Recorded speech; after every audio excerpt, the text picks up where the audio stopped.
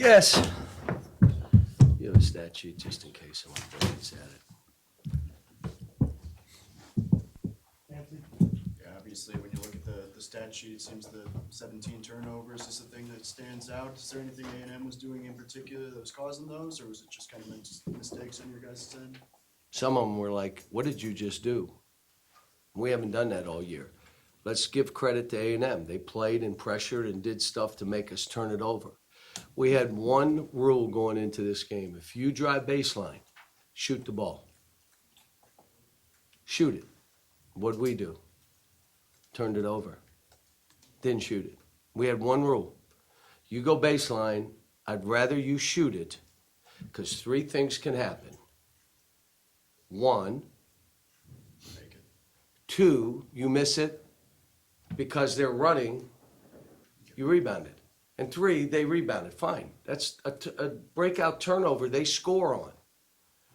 I don't know if guys were timid, didn't want to shoot it, missed every shot, so stop shoot. I don't know. We had a great heart-to-heart in there. I just did. I had them come in the other locker room, and like we have some guys that got to play better. You cannot. Can they put it on minutes? I'm afraid I'm going to come out. Can they say that? Come on, say no, because you're playing them 35 minutes. Can you say, well, I'm afraid I'll come out if I make a mistake? Not if you're playing 35 minutes. Don't. That's one off the table. So now, why are you tentative? Why are we got guys that, like again, we missed a couple layups again, which we've done. We didn't miss 10 like we've missed other games, 12. But we missed a couple that were kind of costly. But you don't have to make every open shot. Carter had a pretty good day. Carter played good, but you can't miss every open shot. Okay? Carter played well. Jonas played well. I thought Billy fought, but he turned it over. But he fought and did pretty good. The reason I didn't play Z more, if you were watching the game, why didn't I play him more? He was getting attacked at the rim. Okay? Just so I need to know if you're really watching the game. So he got scored on. He didn't block. He doesn't block. Then I got to go with the other guy. Jonas played well. Jonas played the way I needed him to play. The surgery set him back, but Jonas played. I may have to play both of those two together to get the offense, figure out defensively what we're going to do and how we're going to play. And that means to maybe take a little more of a back seat. Hey, John, in that stretch when it was tied, then A&M made a move. Anderson Garcia had a couple of, I guess, 3 successful moves to the basket. Yeah. Is that from maybe being preoccupied with Wade after he hit the 3, or what do you think was going on? No, he attacks the rim, and if you leave your feet, now that was rule number 2. You're not leaving your feet on Garcia. Please go back and look at those 3 possessions, and you're going to say, oh my God, they left their feet on all 3.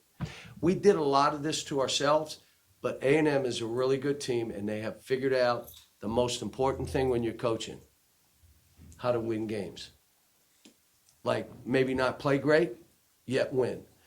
You'll look at our team and say, if they're 8th in the country, what the heck is Arkansas? In this league, you could be a top 20 team, but you've lost every game to top 15 teams. That's what this is. So we got to figure out, and we have some, but big part of this, because we fight every game. We defend, and they didn't have many offensive rebounds, but when we're making shots, not tough shots, open shots, making our share, we're really good. When you're not making any, it's a grind, man. Now you can't foul, you can't. They make a bank miss, and it banks in, and all of a sudden you're 7. So The selection committee released their in-season top 16 today. A&M's a 2 seed. Just from what you played against, do you feel like that's a it's good. justified seeding? It's fair. It's fair. Buzz has done a great job. How would you evaluate where your team is overall as you kind of go in the last month of the regular season of your first season here? Normally, you say you are what your record says you are.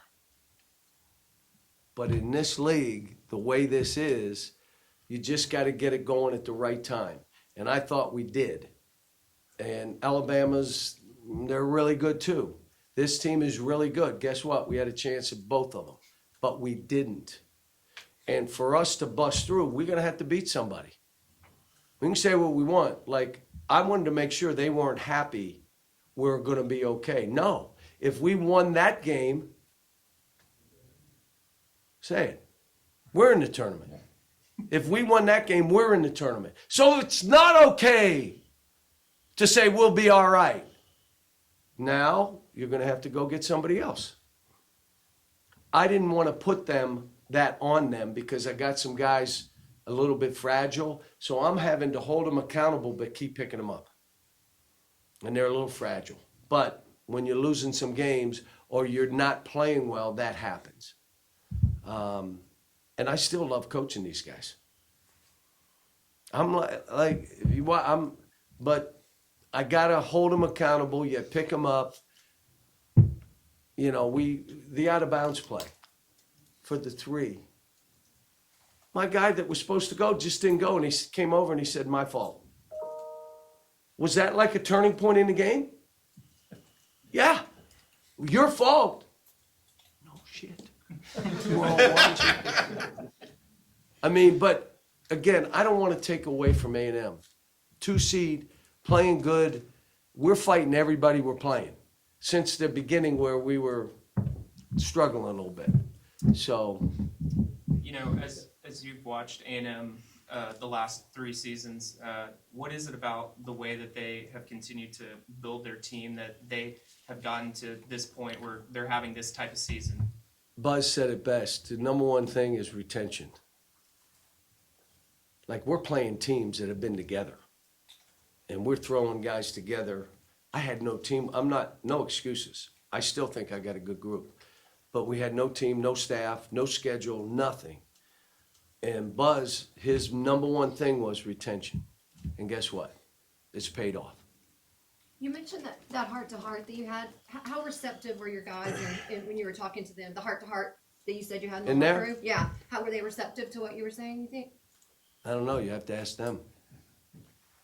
I needed to say it, and then they got to respond to it. But I said it. And it wasn't mean. I wasn't cussing. I wasn't yelling. I wasn't. Matter-of-factly, look, do you understand this was the game? So it's not okay. This was it. And you had your chance. The crowd was quiet. No, you don't understand. I said to my team, I don't hear anything. We were in great shape.